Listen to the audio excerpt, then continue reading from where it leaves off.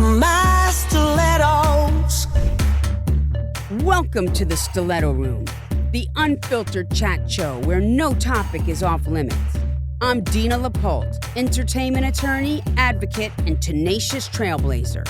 Each week, I sit down with creative visionaries, iconic disruptors, and unapologetic originals to dive deep into work, life, love, LGBTQ plus journeys, social justice, and everything in between. So grab a seat, get comfortable, and let's get real. Because baby, this is the Stiletto Room. Welcome to the Season 1 finale of the Stiletto Room. I'm Dina LaPolt, entertainment attorney, activist, and your host. Over the past season, you've heard raw, unfiltered conversations with visionaries, behind-the-scenes powerhouses, and the culture shapers who are breaking barriers and rewriting the rules. And today, to close out the season with a jolt of inspiration for your new year, I'm joined by my dear friend, the Emmy-nominated television personality, entrepreneur, journalist, and morning show radio host on Los Angeles 94.7 The Wave, Liz Hernandez. That is a beautiful introduction. Hi, Dina. Well, you are a beautiful human being. Right back at you. Liz, I'm so happy you're here. Thank you for having me. I'm honored. Yeah. I need to ask you all about your whole life. You always dreamed of being in radio since you were a little girl. Where were you born? I was born in Riverside. Okay. And grew up in the IE. I dreamt about radio, but never thought I could be a radio personality. Wow. Growing up, I was that kid who would spend hours in my room listening and studying the greats. But I only heard men on the radio. And so I would take my sister's boombox, and I think I was like in 6th or 7th grade. And one day I decided I don't know where I found this microphone. I plugged it into the boombox, and I taped over Hollywood Hamilton's interview with New Kids on the Block. And I thought it was funny because I dubbed my voice over his, and then I made copies of it, and I handed them out at school, which, looking back, was an air check. Wow. How old were you? I was 7th grade. Oh, my God. So you're 13, 12 or 13. It's my kid's age. Yeah, but I was doing it for fun. It was something that I loved and I was passionate about, and I would try to win every single contest. The first time I was ever on air was, again, I think it was 7th or 8th grade. I called in to Power 106, and Jay Thomas answered. Wow. And I said, oh, my God, oh, my God, oh, my God. And I thought I had won American Music Award tickets. And he's like, sweet, how old are you? And I was like, 12? He's like, you have to be 18 to win.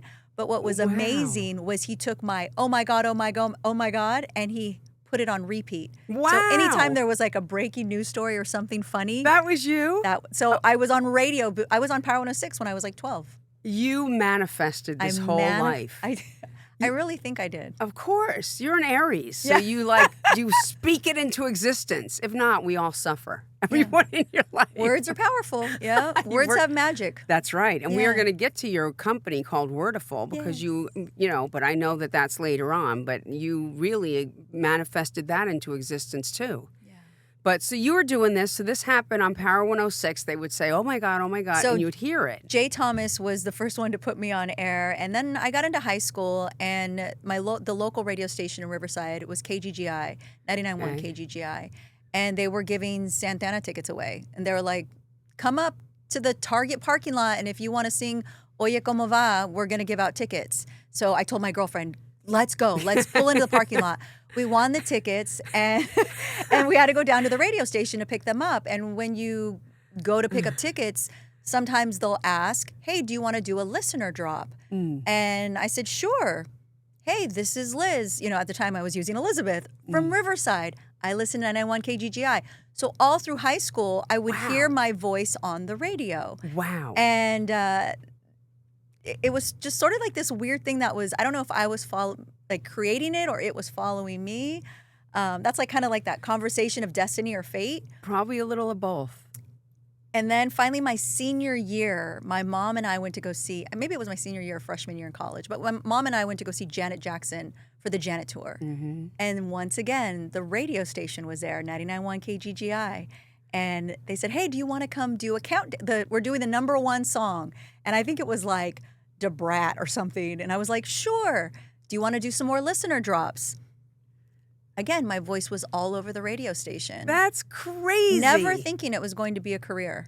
And finally, it wasn't till my senior year in college where my minor was communication. And they were like, okay, you should do some internships, figure out what you want to do.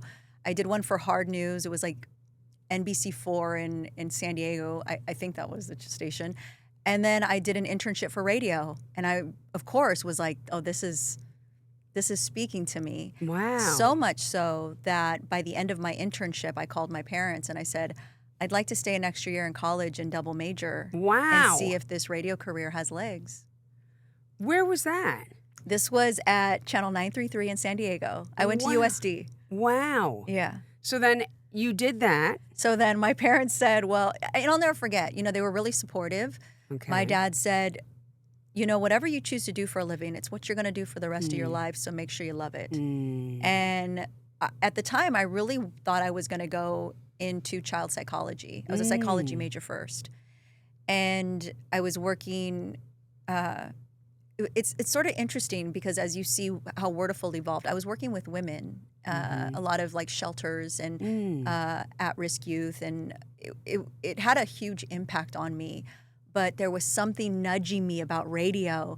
And my mom said to me, well, you're going to help people in another way. You're going to help them smile on their way to work or forget their problems on their way to school. And that resonated with me. So I didn't feel so guilty leaving behind my psychology career, and so I stayed an extra year. I double majored, and they hired me at the radio station. Wow. That's incredible. What did you do when you first got hired there? So I went from being an intern to a paid intern, and I would work weekends running the boards. I would do the countdown. They had I think it was I don't know if it was Rick Dees or Casey Kasem where they do the country's top 50 Casey songs. Kasem. Yeah. So I would do that. I did all the gopher work. I would run, get the coffee, make copy. Back then we made copies. Answer phones. And then I will give so much credit to the morning show host. His name was Nasty Man. Okay. He used to do afternoons at KISS here in LA, and that's how I knew of him. So when he started doing mornings in San Diego, I already was like a fan. Because like I said, I would study every single personality from Riverside to Los Angeles. And he really believed in me. He saw something in me. And one day the news girl got sick, and he said, why don't you hop in that seat? And he gave me a little segment, too, called the Hollywood Minute. Wow. And it was pre-recorded, but I would do entertainment news. I would go in with the producer, and I would record this little, 60-second thing that they would play on the air. And that was where I was getting my experience. Yeah, wow. So then you were there for how long were you there for? I would say about a year and a half. Okay. Yeah. And then what happened? And then my PD said, well, we're going to send you to I was getting ready to graduate now. Your program director. Yeah, my program director, my boss. She said, we're going to send you out to Salinas, get the green out of you. Okay. And then we'll bring you back to San Diego. Okay. And within 5 months of me co-hosting a morning show in Salinas, Power 106 called. And I auditioned, and the rest is history. Is history. That's right. How long were you on Power 106? 10 and a half years. Oh, my God. Yeah. You've seen a lot. Seen a lot. What year was that when you went? Do you remember? 2001. I was hired January 2001. So Tupac had already passed away. Yeah. Wow. Yeah. But my first 9 months on radio was when 9/11 happened. And it was just all the things I experienced. And at that time, major artists used to come to the station. I remember my first 6 months, we had in Jay-Z, Ludacris, Ja Rule, Outkast, Nelly. I mean, it was just, hip-hop was at its peak. Wow. Yeah. And Missy Elliott. Yeah. Yeah. And now it's never never went away. It's like such a crossover genre now. Yeah, but it's, what I do miss about that time is that social media didn't really exist. Yeah. So artists had to come and promote their music or their projects and speak one-on-one to the audience. Yeah. And that there's something special about it being in real time. Yeah. About it turning on your radio and hearing it live. Mm-hmm. I miss that. Yeah. Yeah, it's very consolidated now. Yeah. Yeah, and I don't know if you know this, but prior to 1998, it was deregulated. They deregulated radio in 1998. It used to be regulated, so companies could only own 100 stations. That's why there was so much creativity in local markets. Radio people would play whatever they wanted to play. Yeah. you know? And now after they deregulated it, now you got all these companies that own thousands and thousands of channels. Yeah. Yeah. Yeah. Radio will always be, it's kind of like when you think about a first love. Yeah. Well, that's how you got your start. Yeah. I'm so and grateful. your passion. Yes. So then you went into TV. How did that happen? Because Power 106 gave me such a huge platform. You know, at that time, like I said, there was no social media. So how you got your local news, your entertainment, your breaking records, it was all through Radio. the FM dial. Yeah. And there was a woman at ABC, Brooke Bowman, who I will always be grateful to her. She was listening, and her office called me one day. They called the station, and they said, Brooke Bowman would like to take an appointment with you. And I was like, what? Okay. So I go over to the ABC, like, Disney, which was across the street in Burbank. We were all in that same area. Okay. And it's so embarrassing when I tell this story, but it's also very funny. Again, because I was 22, 23. I walk into this huge building, and she's got this gigantic office. And I sit down at her desk, and she said, "Who represents you?" I said, "My mom and dad." I didn't know what an agent was. That's amazing. I had no concept of the industry, the business. That's amazing. I mean, I was really confused. Like, who represents me? Like, I was thinking in my head, I'm like, I'm over 18. Should I say me? But I was like, maybe I need a co-signer for something. Oh, that's hilarious. And she says, "No, do you have an agency?" And I said, "No, I don't." And she said, "Well, I'd like to introduce you to someone over at WME." Mm-hmm. And she said, "What do you want to do?" And Dina, it was so funny because I thought I had made it. I was working at Power 106. Right. You know, going from San Diego, where my mom would drive to Escondido just to pick up the signal so she could hear her daughter for 60 seconds. Wow. To not being able to hear me at all when I was in Salinas because there was no streaming at that time, to now I'm home. Yeah. All my friends and family can hear me. I'm doing mornings with Big Boy. Like, I made it. Yeah. So when she asked me, like, what do you want to do? What's your dream? I was like, and the only thing I could think of, because I loved music so much and the storytelling behind it, MTV TRL was still huge. Oh, yeah. Mm-hmm. And I said, MTV TRL. Mm-hmm. And she said, okay. And just like that, she coordinated a meeting with WME. And at the time, it was only William Morris. Mm-hmm. That's how long ago it was. Yeah. And I met this wonderful woman by the name of Krista Parkinson, and she signed me. And within, I'm not even kidding, I think like a month, I had an audition with MTV. Wow. And I got it. And they said, "You're hired. You got to move to New York." Mm-hmm. And I said, "What?" I said, "I can't move to New York. I just got started here." And they said, "Okay, well, all bets are off." Ooh. And I cried for 2 weeks. Like, I got the job. And so you for sure weren't moving to New York? I wasn't moving to New York. Tell me about why that was not going to happen. I think because in my head, my first year of college, I went to school in San Francisco. Okay. And I was so homesick. Okay. And I was like, oh, man, the way the mist rolls in the morning and the sun doesn't break till about 1 p.m. And I'm a SoCal girl through and through. I love Southern California. I love my roots. I love being close to my family and friends. Like, that is the charge to my battery. Okay. And now you're going to take me all the way to the East Coast? New York City. And no I less. was just starting to make a name for myself on Power. And I was having a good time. It was so fun. And look at the opportunity it just had brought me.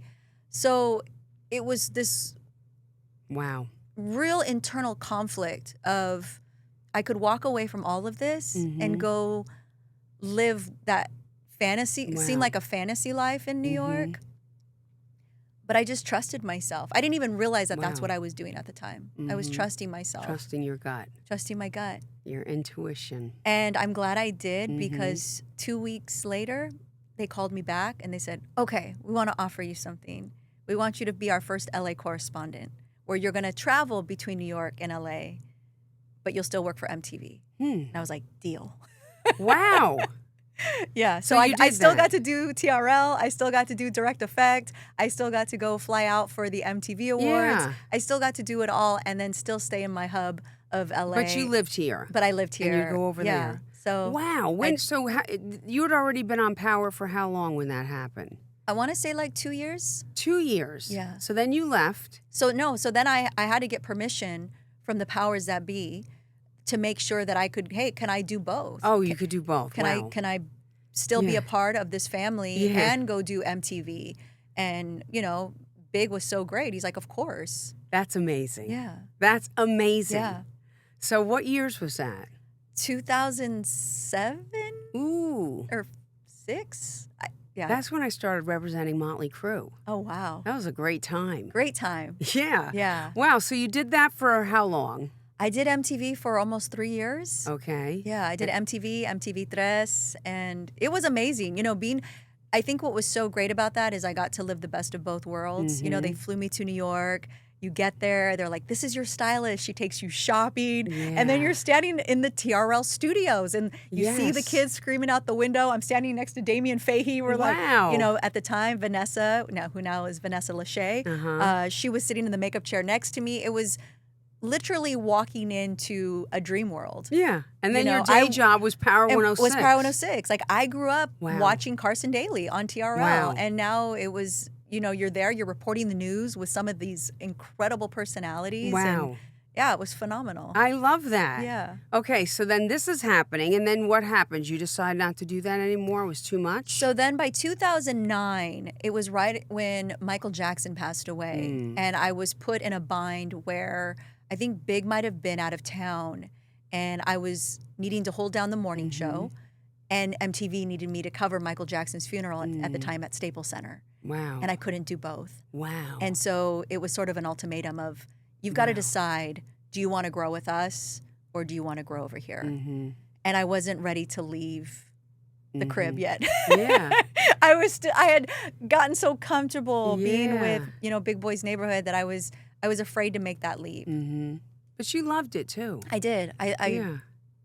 I always say I am able to host a morning show today Yeah. because of everything I learned Yeah. during my time there. If there's one interview you did while you were TV host, who was the most memorable one and why? Oprah, hands down. Wow. Oprah. Because it felt like divine timing. I had studied Oprah. She taught me to gratitude journal. That changed, gratitude journaling changed my life. Yeah. I created a gratitude journal because it changed my life. And I remember I was at the Four Seasons and they were about to bring her in. And I closed my eyes and I did a meditation and I said, dear God, just allow our energies to match up. Allow her to see me for who I am and allow me to see her for who she is. That's all I pray. Just let us really see one another. She walks in, we do the interview, and I had asked my producer prior to that, I said, can I show her an episode for Wordiful? And she said, yeah, if she says yes, yes. So I asked Oprah, can I show you, I have this little YouTube channel. Can I show you an episode? It's the word thankful. And I showed her the video. She loved it. And she said, I tell my girls what Eckhart Tolle taught is if you can only say one prayer, let it be thank you. So we had this little moment and I'm just like, oh my God, She's magical. this is Oprah. This is so magical.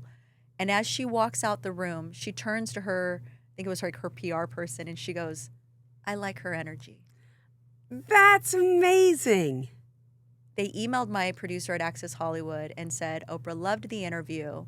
And I asked my producer at the time, because in my head, I already knew I was leaving. I just hadn't told anyone there yet. I said, ask if you can get me a meeting. And so my producer looked out for me and she's like, we'd love to get Liz in there to get a meeting at OWN. I got the meeting and Wordiful was featured on the OWN network. That's amazing. Best That's interview, incredible. hands down. And Oprah to me is the queen. She's the queen. She's the I got to queen. meet her too. She was interviewing Steven Tyler at his property in New Hampshire, where he grew up during the summers, and I was managing him at the time. So she came and Yeah, she's been a huge inspiration in my life. yeah, me too. And talk about a woman who has overcome massive obstacles to get where she is. Absolutely. And she's Yeah. taught me so much about preparation meeting opportunity. That's right. She's always prepared. Well, I got to be honest with you. Like, this is not a joke. I mean, I have not, when I've been doing this podcast, I've not been really happy doing it. Like, it's not my thing. And then I meet you and we become friends and I'm hanging out with you and I'm watching how you move and the way that you do it. And I'm like, well, okay. Like, it's like, it was like one of my tasks.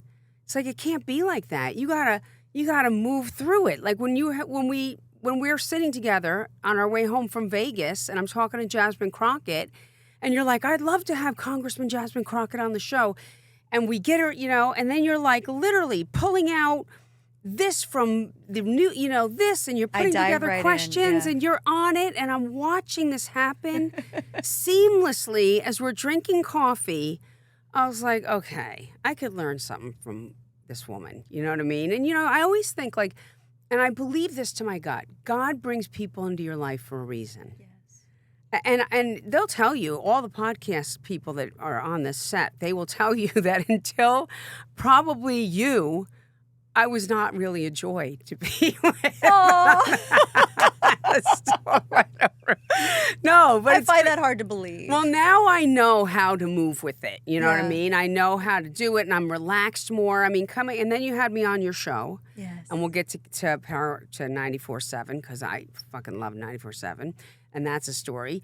But I watched you move and do it like that, and it's just seamless, and you just do it like you just have fun. Well, you can have fun if you're prepared. And that's what I've learned. Yes. We've all heard the saying. Preparation Chapter 9. meets opportunity, right? Yeah. So you have the opportunity to shine, to be yourself, to have Right. fun if you're prepared. Right. But if you're not prepared, you're going to bring a nervousness and an angst to the interview because Yeah. you're going to feel like, I don't really know what I'm talking about. I don't feel... But as long as you have your research and you connect to someone's story or a Yeah. piece of, who they are or what they're about, then the rest is... Yeah. You I just- saw you do that in real time. Like I was like an outsider sitting next to you in Vegas watching this in real time. And then I got to take Congressman Crockett to meet her there So on the phenomenal. air at Yeah. 7 a.m. She'll never forgive me. Yeah, shout out to you, boss lady. Dina's like, be there at the radio station. We'll see you at 7. Click. She's like, blocked my number. But, and then I watched you with that whole thing and I was like, wow, that's pretty impressive. Thank you. It means a know? lot coming from you. Oh, it's true. You work with the greats, so thank you. Yeah, well, you are the greats. Thank you, Dina. So then you get a call. So you get a call about the wave. So this was years later. I had stepped away from radio for 10 years now. And yeah, so Because you were, because you were on TV. yeah, so finally when I was having to do the battling of do I want to stay at Power, do I want to go to work for MTV, I stayed at Power. And then about another year and a half rolled out and I said, okay, I'm ready to leave. I'm ready for something. I've got to challenge myself to grow. And it was really scary. Wow. I didn't know where I was stepping. It's sort of like what Martin Luther King Jr. said, like you have to take that first step even though you don't see the stair. Matter of fact, I have I have a dream socks on right now, so Ooh, he's my love the dream inspiration. socks. Yeah. Shout out to Martin Luther King Jr. Yes. And when I did that, the stair appeared. E! News called and said, hey, we saw what you did over at MTV. We'd love to have you. So it just all worked out. And then from E! News, it was all under the NBC Universal umbrella. Access Hollywood said, Wow. well, when you're done, We we'd want like you. her to come over here. Yeah. And I'm just so grateful for the trajectory of my career and where it's gone. Yes. And everything I've been able to experience has just been so Yes. beautiful. And it was about a month in after I got hired at Access. My mother was diagnosed with dementia. And I thought for sure I was just going to quit and walk away. Okay. And thank goodness at the time, my CEO, she was a woman and a mother. And she said, don't you dare. Your mother wouldn't want that. And I'm talking from a mother's point of view. And so I stayed on. And I stayed on because she said, we'll support you. And so I stayed there for about 5 years. I left, and then I Mm-hmm. started my own company. I left so I could be with my mother in her final Mm-hmm. years. But with that, while I was, and I will say, suffering, you know, it's like Mm-hmm. as soon as my mother was diagnosed, I was living this dream job. Mm-hmm. Here I was, all the things that I Mm-hmm. thought I ever wanted. Going to the red carpets, working the award shows, one-on-one with these Mm-hmm. A-list stars. I thought I wanted that. And then you're there, and in the background, you're like, my mom is dying. Mm. And you just start to think about your Right. messaging into the world and what's Right. important. And it makes me emotional to this day because, like I say, you don't realize you're Yeah. grateful, but you're suffering. Yeah. And so anyway, so with that, I started a passion project. I started making YouTube videos about the power of words because my mother was losing hers. What year was your mom diagnosed? She was diagnosed in 2013. Wow. Yeah. And was there any symptoms? There's a lot of symptoms. You know, you just don't recognize it if you don't know. And that was the thing, is we were so ill prepared. We just, I'll just speak for myself, thought Alzheimer's happened to other people. Wow. And so when it landed on our front door, I was in denial. Okay. And my mother had symptoms of forgetting how to get home, misplacement of her keys, accusatory, you know, she thought people were stealing from her. She thought my dad was hiding her car keys. We'd find them in the refrigerator. Wow. She was getting duped out of money. So all the, like, if you look at the 10 signs, my mother pretty much had like 8 out of Wow. 10 of them. Wow. So Yeah. you were really your mom's caretaker. Yes. Wow. Yeah. That's a lot. Yeah, it was a lot. And, you know, like I said, I was just like, yeah, this is what I do. I'm going to just quit my job and I'll move her, you know, in with me here in LA. And were your parents divorced at this no, time? my parents were together till the day my mom died. Okay, but you were going to move your mom? But I was going to move. You know, my dad, he's very old school. Mm-hmm. He didn't understand what the disease was. And he Okay. thought it was something that you can heal. Okay. And, you know, to give him a lot of grace, my dad took the brunt of that disease. Okay. So he was the one, because it was just my mom and dad at home, he was the one getting hit with, you're stealing my keys, you're hiding my keys, you're lying to me, he was getting all the mood swings, Yeah. so by the time my mom was officially diagnosed, which was Yeah. probably not like until like a year later, Mm-hmm. my dad had a lot of hurt and was resentment. exhausted, He was yeah. exhausted. Yeah. And so I said, let me take it from here. Mhm. He needed to get healing and go to therapy and figure out what all of that was, because he's like, that's not the woman I married. Right. And you know, when you don't know what that is, Right. that's really scary. Right. And so I moved my mother to LA and I became her full-time caregiver while balancing working at Access. Wow. And so that's when I say suffering, that's what I mean. It's not, Yeah. you're not just the daughter who's losing her mother. Right. You're also in fight or flight Yep. the entire time. 100%. Yeah. Mm-hmm. And so That's stressful. it was very stressful. So it also felt really good. You know, a lot of people were like, how can you walk away? You know, you're living the dream. And they didn't understand what was happening in the background. Mm-hmm. Is I didn't want to have any regrets about time spent with my mother. Wow. And yeah. And That's so, like I amazing. said, and while all this was happening, had launched this, like, again, this little YouTube channel passion project called Wordiful. There were sometimes, you know, 60-second videos just talking about one word at a time, the power of that word. And it just took on so much meaning because my mother was losing her words. And my mother was my affirmation queen. She was the woman who, when I walked in the door, would say, Mija, you look so beautiful, or you're so smart, or I'm so proud of you. Oh, Liz. I know. I Oh. don't talk about it often. So when I do, I get hit with a lot of emotion. Well, I just adore you. I Same. lost my mom too. I feel Yeah. like they're besties up there. Yeah. You know? Yeah, it's hard when you love the person, when you lose the person who loves you the most and who you love the most. Yeah. And so, so out of that, this company was born. And I remember I did my first live event and there was like 350 people that showed up. And I Wow. was like, oh my God, okay, so I'm not the only one yearning for connection. Mm-hmm. Because really, I didn't realize that Wordiful was actually born out of my yearning for connection. And it was really beautiful to, thank you. It was just really beautiful. Thank you. It was really beautiful to see after these events, like women were sticking around because they wanted to share their stories. Yeah. And then from there, Yeah. Wordiful Women was created, and it was a safe Yes. space for women to come and tell their stories. Yeah, I love the Wordiful. I took my kids on the gratitude hike. Yes. Remember? Yes. You know, and I got to just tell you, just, you know, for everybody listening, like, you know, meeting you for me was so special because everybody in my life knows that I listen to The Wave. Yes. You know, so we're going to get to this in a minute. But, you know, so I was always listening to The Wave. I mean, when I go to the airport, I mean, that's the station that has to be on, whatever. I listen to it when I'm putting on my makeup. It's like my own space, and it's only the morning. It's only the morning. So here I am at FYI doing something with our OG Julie Pilot. Yes, our mutual friend who we love and adore. Shout out to Julie Pilot. Lots of love there, lifesaver, and I mean it in every step of the word. You know, she introduces me to you, and I was like, wait, Liz from The Wave. Anyway, it was really great. I was like, oh my God, fangirl. And I feel like I manifested you as well. I told Wow. Dina, I said, right before I met you, before I went to this event where you were the guest to be a part of Julie's podcast, Yeah.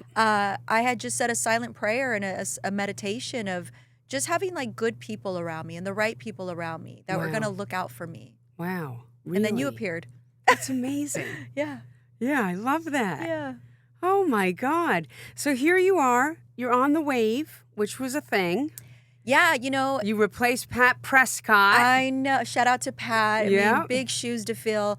But again, it was one of those things where, you know, I feel like my mother was able to do more work behind the veil than she could in her years being sick. And my mother, man, Wow. her love and her adoration for her kids is like no other. My mother was like that too. I mean, that's all, like, she lived for her kids. Yeah. Yeah. And God, maybe it was a generation or something. she was such a mama bear. And, Wow. you know, I remember praying to her and asking her, like, Mom, I'm going to let you, like, please guide my steps. Like, show me what's next. And I kid you not, like, a few days later, I got, like, a phone call from The Wave or an email from them. And they're just, and it was funny. It was Big Boy's wife, my friend Veronica. She was like, just take the meeting. Because I didn't want to take the meeting. I was like, no, I'm done with radio. I'm not going to go back to radio. She's like, please just take the meeting. Wow. And I ended up meeting at the time, the brand manager, Ralph Stewart, and he was so lovely. I was like, there's something special about this man. I can't put my finger on it. And then my second audition with them, Pat comes in, Pat Prescott. And she put her stamp on it. And she said, I wanted to meet you. Wow. I wanted to see if this was, again, you know, she had been there 20 years. Yeah. And she's an icon. she's an icon in LA. Yeah. And she put such a stamp on Ralph. She said, he's the best boss in the world. And it's the people that work here that really make this place. She says, you can grow old with this station. Wow. And it was just such a lovely way of sort of being introduced into something I thought I'd never come back to. And it was genuinely because of Pat and Ralph that I said yes. Yeah. And then once I got in there, I was like, oh, yes. Yeah. Again, going back to being reunited with your first love, it's like, oh, we were never supposed to break up. Wow. I Yeah. love that. Yeah. Yeah, and I love all the detours that you had, you know? Oh, yeah. I mean, life is for living, I tell everybody. And especially women. Like, women are so afraid to make change, you know? Well, it's scary, you know? It's the trusting. It's that, is there going to be something there to catch me when I jump? Right. It's not easy. We get really comfortable with what is safe. Right. And unfortunately, there's no growth in safe Right. and comfortable That's and right. complacency. That's right. Yeah. You know, I had a friend of mine a long time ago. At the time, she was 40, and she's like, you know, I always wanted to be a lawyer. I said, well, you should go to law school. And she's like, I'm not going to go to law school so late and I said, you're going to be 50 one day.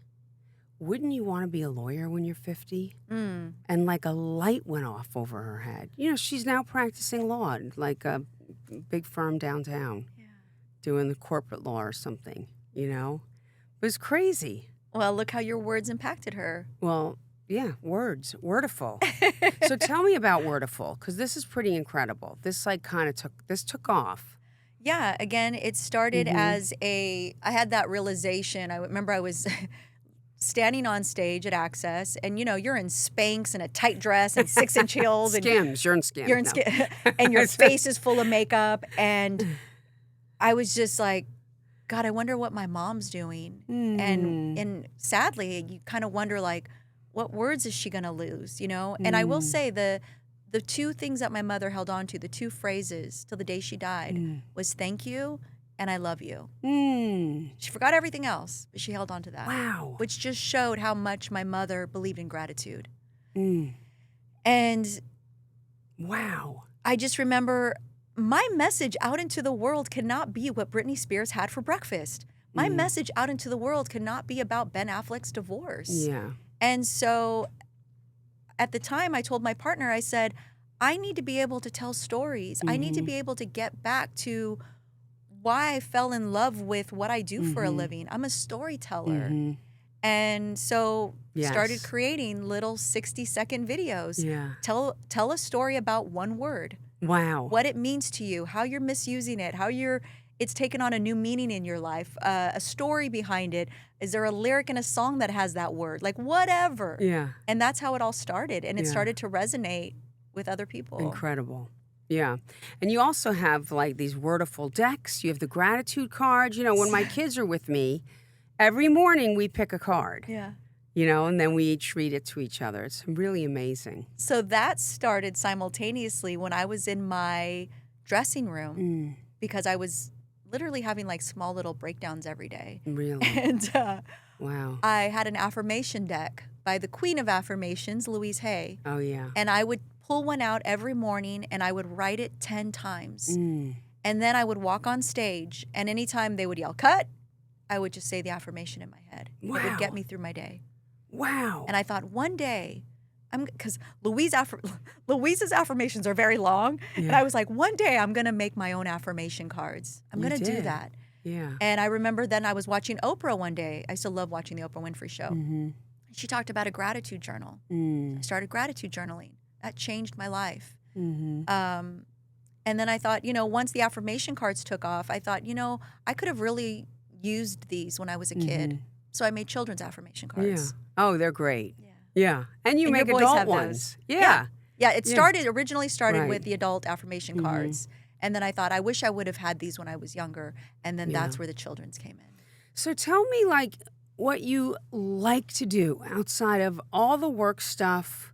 What is something that makes Liz happy? What's a thing for you? It's my relationships. It's community.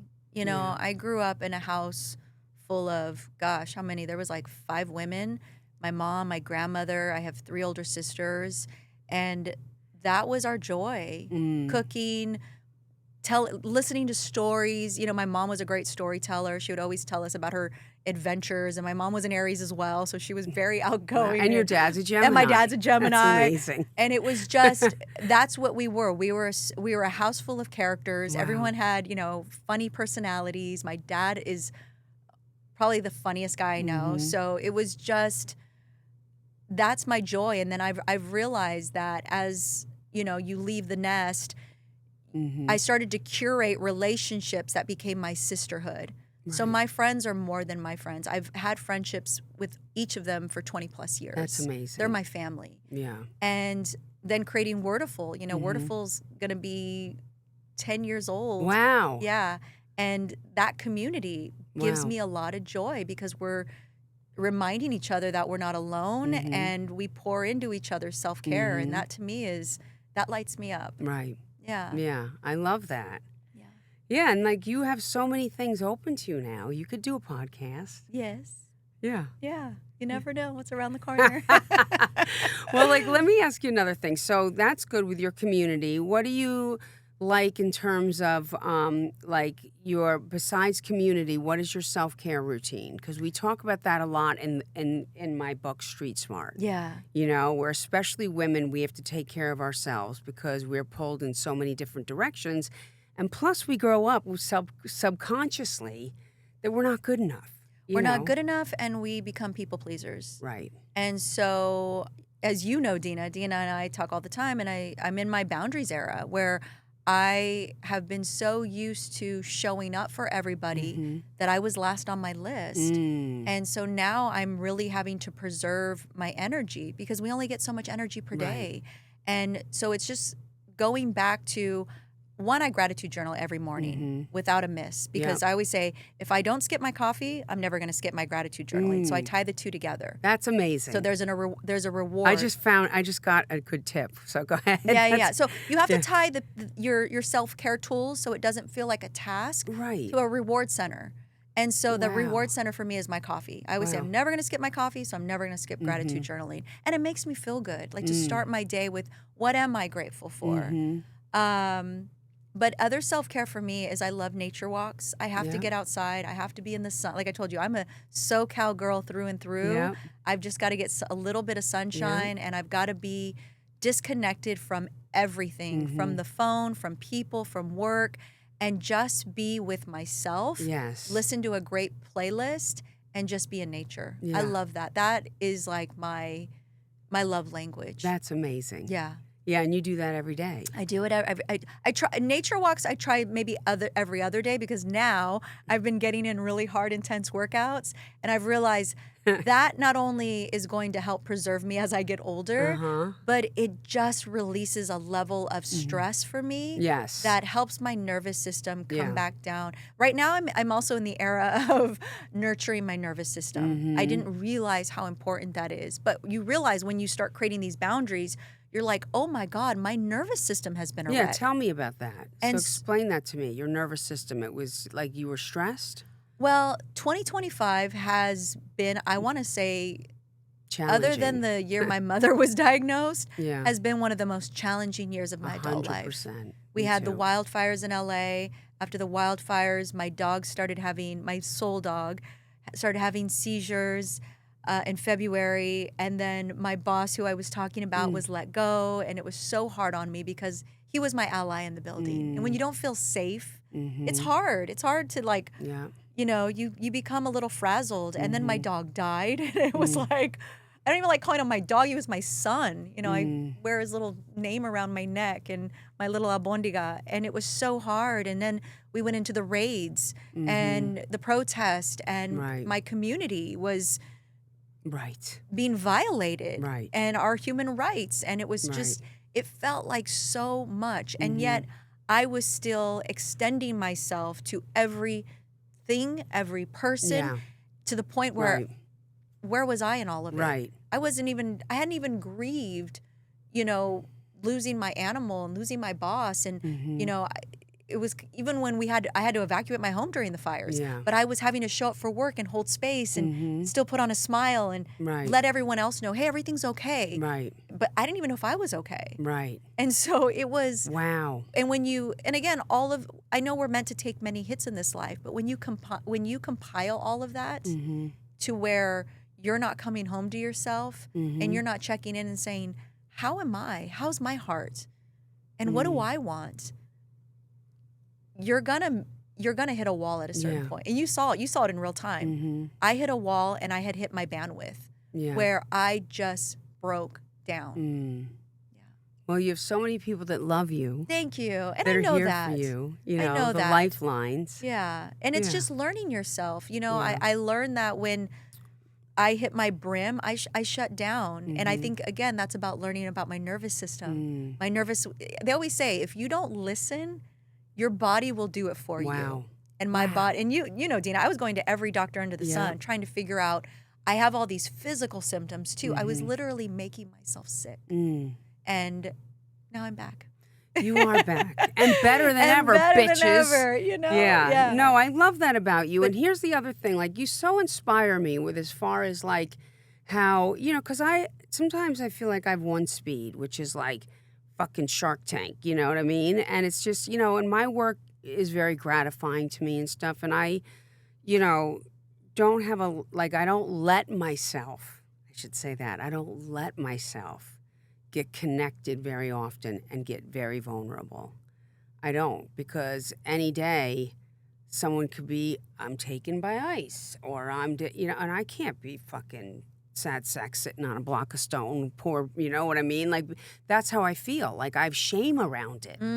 It's a shame thing. Like, how I can't be vulnerable. I've got to be prepared to take down the man when the man comes and fucks everything up, or whatever is happening.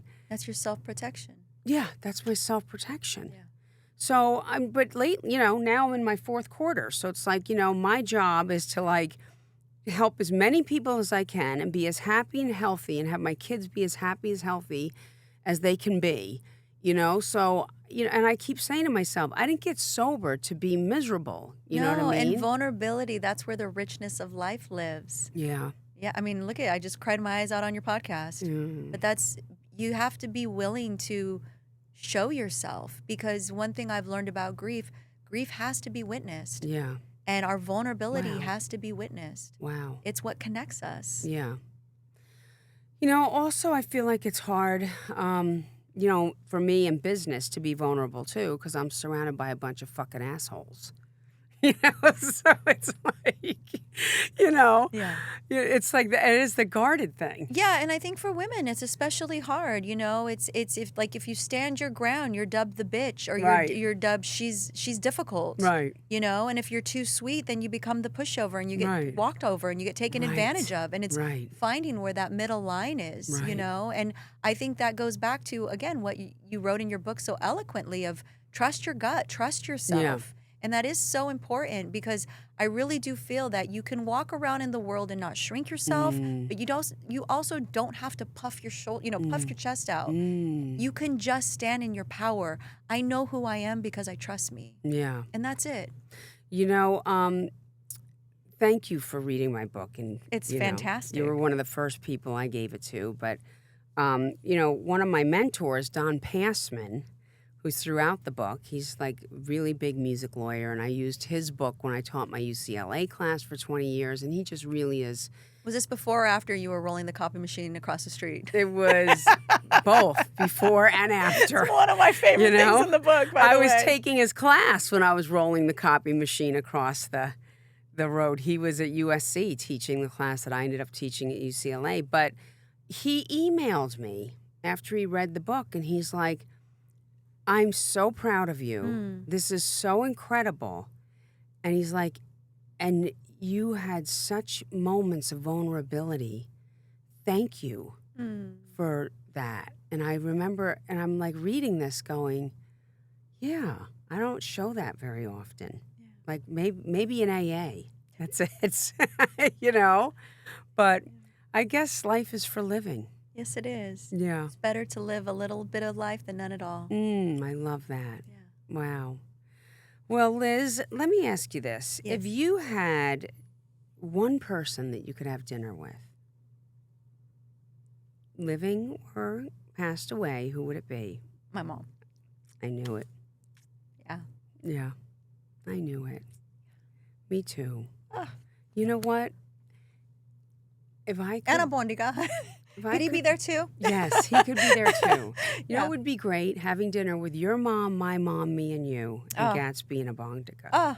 How fun would that be? A dream. And Julie Pilot. A dream. Yeah. Well, I thank you so much for coming on the podcast. Thank you. Yeah, thank you. Yeah. I love you, Liz. I love you, Dina. Okay, so I know you're doing the interview, but I want to bring up your birthday, and I had you set an intention. And I want to know if you're living by that intention. You did have me set an intention. This is on my birthday, June 18, 2025 at 11:59 p.m. 11:59. I claim this year as one where I finally know without a doubt or condition that I am enough. This will be the year I fully embody my worth unapologetically and completely. As I enter the next decade after, I open my heart to divine love and call in my true soulmate, a connection rooted in truth, joy, and soul-deep alignment. I commit to living each day fully present for Wilson and Buddy and savor peace and serenity, and really focus on writing on, I must have misspelled something, on being every day and on something every day without the guilt of feeling as though I need to be hustling 24/7. I need to read that part again. So with that said, I choose peace, serenity, and purpose as my natural state, trusting that I'm exactly where I'm meant to be. love that. Yeah. Yeah, you made me do this. Yeah, this was pretty amazing. I don't know, I shared this note with you and now I don't have the note. Anyway. Do you switch it up as we go into the new year, or do you hold that intention in? No, I do switch it up. I mean, when I'm doing intentions, like for the new year, I used to write down, what I used to do is write down all the things that I wanted to achieve. You know, this type of client, teach this class, lecture here, speak here. Like it was all like career-driven stuff. And my past several years, it's not been. It's about, you know, am I happy? You know, what do I need to be happy? How can I make changes this year that is going to bring me closer to being happy all the time, at home and at work? You know, I mean, I've been doing that like every single year, which is, you know, why I'm here where I'm at now, you know, divorced and happy. What about you? What's your intentions like? My intention going into the new year, I'm going into a 1 year. Oh, yeah. Which is, and that's numerology. Yep. Dina and I talk about horoscopes and numerology. Yep, love it. And so it's a singular number, and I think it's about bringing the energy back home to myself. And my mantra has been, what do I want? Wow. What do I want? What do I want? You're going into a 1 year. And you told me I'm going into a 9 year, right? I think you're going into a 9 year. Right? I think so. It? You added it all up. You're like 18 plus 42. I don't remember. I'd have to look back, but but if that's what I told you, then it's, yeah. So I think just with that energy of really holding strong to filling my cup first. So that way, when I do show up to be of service to others, I can show up fully. Yeah, 100%. You heard it here on the Stiletto Room. Happy New Year. I can't tell you how much I'm looking forward to 2026. Same. The elections, come on now. Let's change it up. Nothing changes if nothing changes. Power to the people. Power to the people. Peace. My stilettos